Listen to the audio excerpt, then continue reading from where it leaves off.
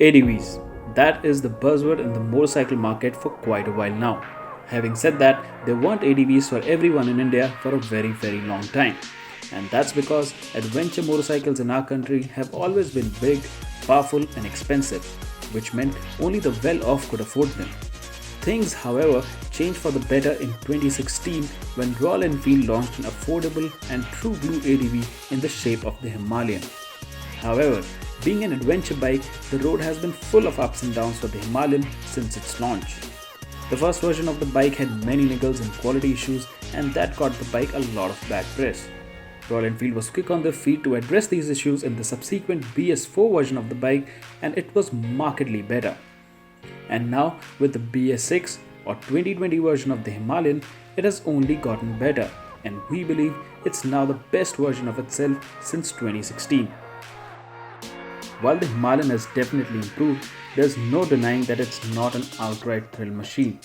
And that's where the new KTM 390 Adventure comes in the picture.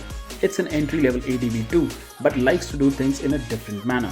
It's got a fiery engine, sophisticated off-road tech and a very edgy design.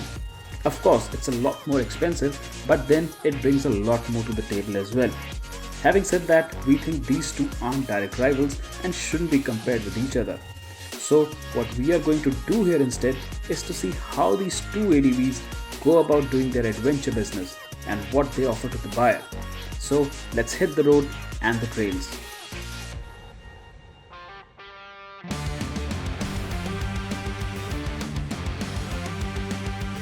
The 390 Adventure is a mean looking ADV, and that's a given because it's based on the 390 Duke. What I really like about the 390 Adventure though is that it looks more like bigger KTM ADVs than a jacked up version of the 390 Duke. It looks big and imposing.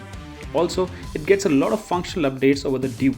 The rear bolt-on subframe is all new, the wheelbase is longer, there's long travel suspension at both ends, the front wheel is of a bigger size, and the bike rolls on dual-purpose Metzeler Torrens tires.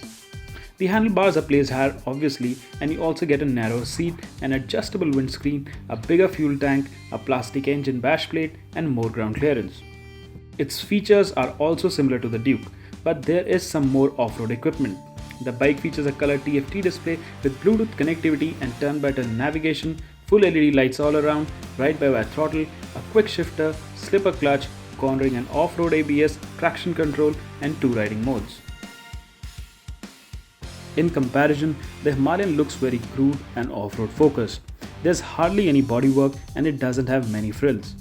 The equipment is mostly unchanged from the BS4 version, meaning there are no LED headlamps or even a fully digital instrument cluster. It does however get switchable ABS for the rear wheel now, and this can be operated by a single press of a button on the instrument cluster. The buttons and controls on the Himalayan feel very hard to operate for some reason. The quality of plastics and switchgear isn't as good as it's on the KTM, but it doesn't feel cheap or tacky either. Overall, Himalayan's design and features can be best described as a classic example of form following function. So like I said, the KTM 390 Adventure has the same mechanical underpinnings as the 390 Duke, and that means it has the same engine, even the gearing is the same. Coming to the engine performance, again it's more or less similar because this bike it is explosive, but the low end torque it's not that great. I mean it's not until 5000 rpm that you get to see the real nature of this engine. Like around 5000 to 6000 rpm it really shoots up, so you really have to be careful with the throttle because then it gets really snappy. So for new riders it does take time getting used to this, because let's say when you're riding off-road on loose surfaces and you open the throttle, so the power delivery can be instantaneous and it's sudden, so you really have to be careful in those scenarios. Other thing about this engine is that it's a little gruff. The refinement is not that great. You can always feel the handlebars buzzing and the footpegs buzzing. It's not that bad, but the vibrations are there. They're always present. Of course, they get more prominent once you cross 6000 rpm. But before that also, if you're riding in the city, there are vibrations and you notice them very easily. But once you get going, the performance is of course explosive. It is a KTM indeed, and the way it picks up speed, the way it accelerates, it's really exciting. Even on the top speed front, you'll easily see 150 to 160 on the speedo. So you can cruise on this bike all day long. It's very comfortable. Of course, the suspension is on the firmer side, but on smooth roads, on highways, this is really a very comfortable cruiser. So the Royal Enfield Himalayan BS6. Now this is a bike we are familiar with. It's the same engine. It gets the 411cc single cylinder oil cooled engine. So this is more or less the same version as the old bike. However, power is slightly down in this version, so it's around 24 bhp, whereas torque is the same at 32 Newton meter. But this one here has gained a lot of weight because this is 5 kilograms heavier than the old bike, so that means it is nearly 200 kilos now. Performance wise, it's not really an exciting motor. There is no KTM sort of frenzy here. Instead, it's very linear and very progressive. What I like about this engine is surprisingly it feels a lot more refined now. The vibrations are there, of course, but they are minimal. And the sweet part about this motor is its low end grunt. Now, of course, in first and second gears, when you're riding in the city or when you're climbing an incline during off-roading, it is the more responsive engine. The Himalayan comes across as a friendlier bike to ride as well. The handlebars are tall and narrow, and the foot pegs are neutrally positioned. The seat is well padded, and at 800 mm of height, it's easily accessible for short riders. The Himalayan features conventional front forks and a monoshock at the rear wheel, but its suspension has more travel than the KTM, and its 220 mm of ground clearance is also better. It also has a bigger 21-inch front wheel, and the wheels are spoked. The ride quality of the bike is simply phenomenal, and surprisingly, for the kind of hardware it packs, the handling is neutral as the bike moves around corners quite fluidly. Even during off-roading, the bike is easy to steer, and the suppleness of the suspension allows you to tread over uneven surfaces or rocks quite easily. Even though the brakes perform well, the feel from the front lever is still very spongy. The KTM will show a clean pair of heels to the Himalayan around corners, which is thanks to its superior suspension setup and a tight-down chassis. The ride at low speeds is firm, but it isn't unbearable, and as the speed builds, the ride gets better. The KTM is equally impressive when you do light off-roading with it. The stiff suspension setup allows you to zip through trails with confidence, and the brakes are very good too. However, I feel the front fork has a fast rebound, and that means the ride gets bouncy when the bike is ridden over a series of bumps. The KTM is in no way a proper off-roader though, especially with its alloy wheels, dual-purpose tires and 200 mm of ground clearance. It isn't as abuse-friendly as the Himalayan. Its engine's poor low-end grunt and over-intrusive traction control system and sudden burst of power can also get you in trouble while riding on the loose surface. On tarmac or in city riding, it feels more controlled.